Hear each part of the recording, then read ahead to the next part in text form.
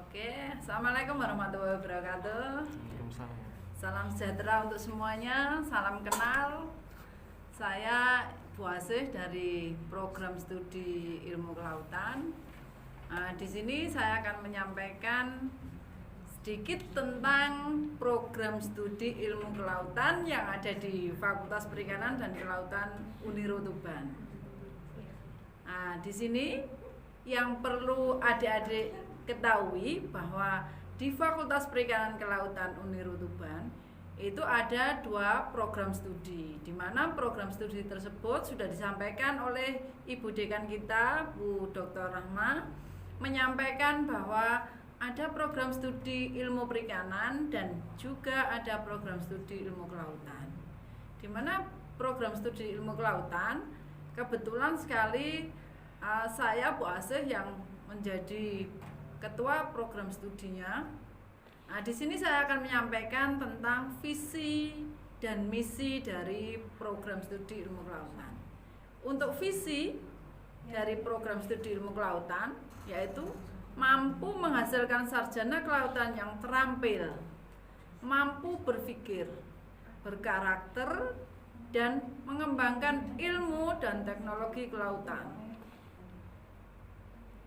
Kemudian untuk misinya, yang pertama adalah mampu mengetahui pengetahuan dasar dalam keahlian dalam bidang kelautan. Yang kedua, memiliki kemampuan metode dan teknologi kelautan termasuk sistem informasi geografis. Yang ketiga, mempunyai kemampuan merencanakan pembangunan di bidang kelautan yang berbasis masyarakat. Dan yang keempat adalah penguasaan penggunaan alat-alat laboratorium maupun lapangan di bidang perairan laut. Profil lulusan program studi ilmu kelautan di sini yang pertama adalah menjadi tenaga ahli bidang kelautan. Yang kedua menjadi peneliti, yang ketiga menjadi pendidik, yang keempat menjadi manajer, dan yang kelima menjadi praktisi kelautan. Dan tidak kalah pentingnya menjadi entrepreneur. Di sini disampaikan bahwa yang menjadi tenaga ahli kelautan, di mana teman-teman sudah berusaha mendaftarkan di Fakultas Perikanan Kelautan yang mengambil program studi ilmu kelautan, jangan ragu bahwa teman-teman semuanya akan mendapatkan materi, akan mendapatkan pendidikan yang sesuai dengan yang diinginkan. Jadi teman-teman bisa menjadi tenaga ahli. Tenaga ahli yang seperti apa? Tenaga ahli di bidang kelautan. Kemudian juga teman-teman akan dicetak menjadi peneliti, di mana peneliti itu biasanya teman-teman yang bergabung dalam penelitian dosen, tentunya nanti dengan arahan dosen teman-teman bisa belajar bersama. Dan juga teman-teman bisa menjadi pendidik. Banyak sekali alumni dari Fakultas Perikanan Kelautan menjadi seorang pendidik. Di sini sebagai seorang pendidik yang tentunya banyak sekali teman-teman yang dari mungkin ada yang dari SMK pelayaran, ada yang dari SMK, ada yang dari SMA, ada yang dari MA. Guru-guru kalian semua adalah alumni dari Fakultas Perikanan Kelautan. Mungkin yang sudah dari Fakultas Perikanan Kelautan sudah tahu bahwa ada juga alumni kita yang menjadi guru di SMK pelayaran.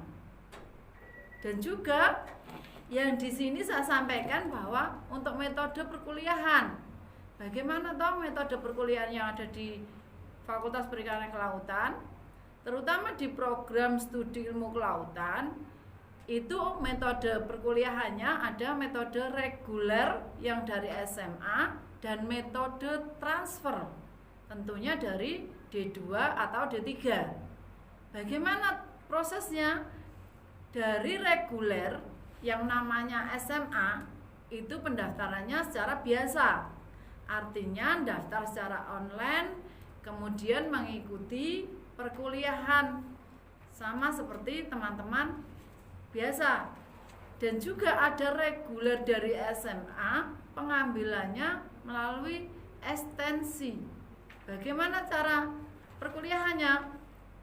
Ini yang dikatakan oleh Kaprodi Ilmu Perikanan tadi, bahwa disampaikan bahwa kuliah tidak harus datang setiap hari.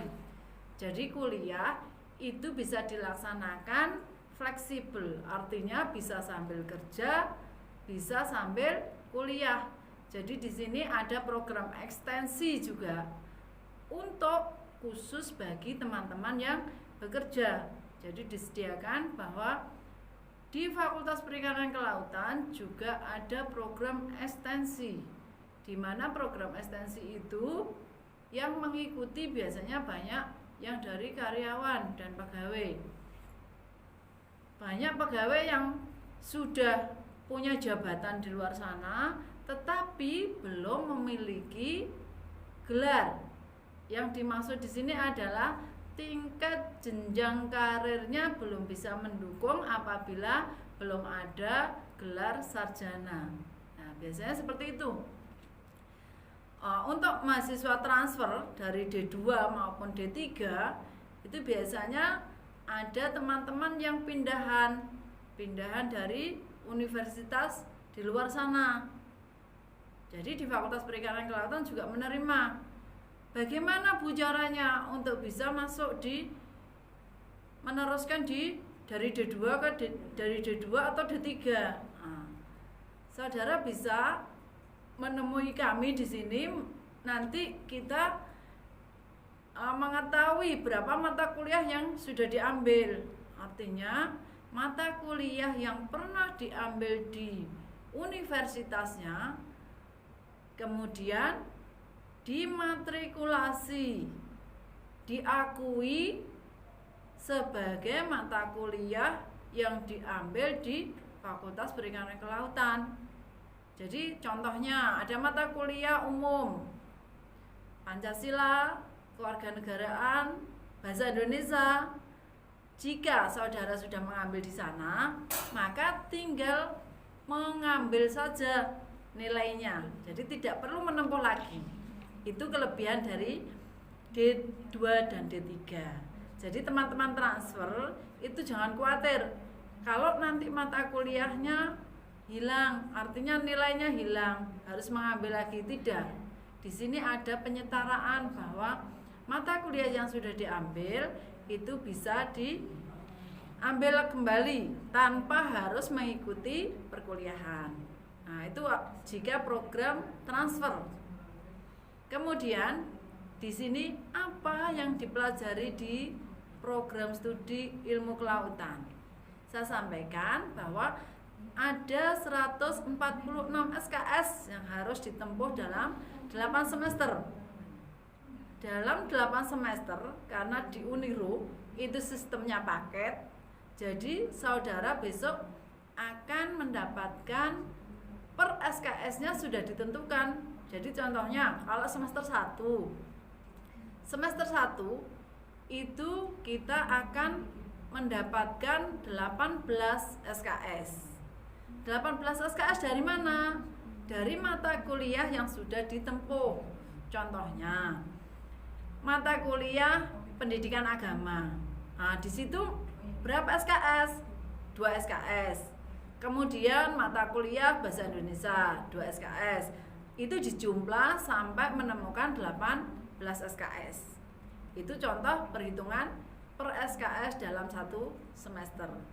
Dan dalam 1 semester ada yang tidak hanya 18 SKS, maksimal pengambilan harus 24 SKS. Jadi lebih dari itu teman-teman tidak bisa. Jadi minimal 18 dan maksimal 24 SKS dalam semester. Per semesternya seperti itu. Di sini ada yang namanya teori dan ada yang namanya praktek. di mana teori itu mata kuliah yang hanya 2 SKS. Untuk mata kuliah yang seperti apa yang ada praktikumnya? Mata kuliah yang ada praktikumnya hitungannya adalah yang 3 SKS. Nah, itu boleh praktikum dan teori yang ada di lapangan dan di laboratorium. Kemudian ini contoh dari kegiatan di lapangan. Dari kegiatan di lapangan yang menemukan 3 SKS tadi harus ada praktikum di lapangan. Contohnya ini kegiatan di lapangan pada saat teman-teman mengikuti kegiatan penangkapan ikan. Nah, ini yang ada di program studi kelautan. Bangga sekali bahwa di program studi ilmu kelautan tidak hanya mengenali alat tangkap saja, tidak hanya mengenali ABK yang bagaimana, tetapi teman-teman bisa ikut terjun di lapangan dan mampu mengelola sumber daya kelautan pesisir yang optimal. Nah, gambarannya seperti ini. Terus kemudian banyak sekali teman-teman kakak tingkat Anda itu yang sudah melakukan kegiatan kunjungan KKL. Yang kemarin itu teman-teman kakak tingkat mulai dari angkatan 2019, 2018, 2017 itu bergabung dalam kunjungan KKL di PSDKP Benua Bali. Nah, ini contohnya dengan cerianya bisa mendengarkan semua materi dari teman-teman PSDKP. Kemudian juga ada kunjungan dari BPAP. Apa itu BPAP? Balai Perikanan Budidaya Air Payau. Kenapa Bu disampaikan bahwa ada budidaya di dalam penangkapan? Jadi di program studi ilmu kelautan itu juga kita mempelajari tentang budidaya, baik itu budidaya laut maupun budidaya darat. Dan juga teman-teman diajarkan bagaimana cara membuat garam. Jadi kemarin itu kunjungannya juga ada di BP3. BP3 itu Balai Pelatihan dan Penyuluhan Perikanan yang ada di Banyuwangi. Tujuannya apa? Ditunjukkan itu. Tujuannya agar menjadi tenaga teknisi yang mengikuti lingkup kerjanya. Contohnya dari konservasi pengolahan sumber daya pesisir dan laut. Jadi di situ diajarkan bagaimana cara pembuatan garam. Jadi teman-teman diceritani bagaimana cara membuat garam. Nah, di sana. Kemudian juga dari program studi ilmu kelautan pernah juga berkunjung di TPPI Tuban. Mungkin nanti teman-teman juga akan melaksanakan kegiatan seperti ini. Kenapa Bu kok di TPPI? TPPI itu juga aset yang ada di Kabupaten Tuban yang berkecimpung di kelautan. Itu contohnya. Nah, ini contoh untuk praktikum yang dilakukan oleh kakak tingkat yang dulu dari praktikum pembuatan garam tunnel yang ada di Palang juga dilakukan. Kemudian ini praktikum mengidentifikasi persoalan stok assessment bidang kelautan. Apa yang diidentifikasi? Selain dari biotanya, dari tumbuhan maupun dari organisme. Ini kegiatannya. Dengan serunya teman-teman bisa mengikuti aktivitas di lapangan. Kemudian banyak sekali kegiatan-kegiatan praktikum baik itu di dinas, di lapangan maupun di laboratorium. Ini contoh untuk kunjungan yang kemarin di pengembangan budidaya laut di Gondol, Bali. Ini mampu menyesuaikan diri, artinya bahwa teman-teman jika sudah di lapangan harus mampu menyesuaikan diri dan lingkungan. Artinya kalau sudah mahasiswa itu berarti jangan mengatakan bahwa Bu saya sudah mahasiswa, maha itu tinggi Bu, makanya saya tidak perlu disuruh-suruh Bu. Jangan mengatakan seperti itu, tetapi teman-teman harus menyesuaikan diri. Dalam arti apa? Siapa saya dan kapan saya harus bisa digunakan. Nah, itu. Kemudian ada juga kegiatan praktikum Karamba Jaring Apung yang tentunya di Tuban sudah ada. Tepatnya di daerah Glondong. Jadi di sini tujuannya apa? Untuk praktikum Karamba Jaring Apung mampu menyesuaikan diri dengan lingkungan dalam kaitannya dengan pelestarian alam. Jadi teman-teman nanti diajarkan bagaimana toh cara untuk budidaya di laut itu. Nah, jadi ada yang teman-teman itu biasanya mabuk laut. Nah, bagaimana caranya biar tidak mabuk laut? Nanti akan diajarkan bagaimana teorinya. Kemudian menguasai pengetahuan ekologi perairan laut, yang kebetulan saya pembimbingnya. Jadi teman-teman nanti saya ajarkan bagaimana cara di lab maupun di lapangan. Nah, ini juga ada praktikum dari industri sumber daya hayati laut. Jadi teman-teman selain bisa di lapangan juga bisa masak dengan produk dari laut. Nah, ini dengan cerianya seperti ini.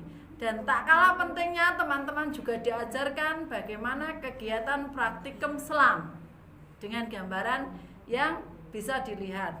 Ini contoh kegiatan teman-teman mengikuti praktikum selam.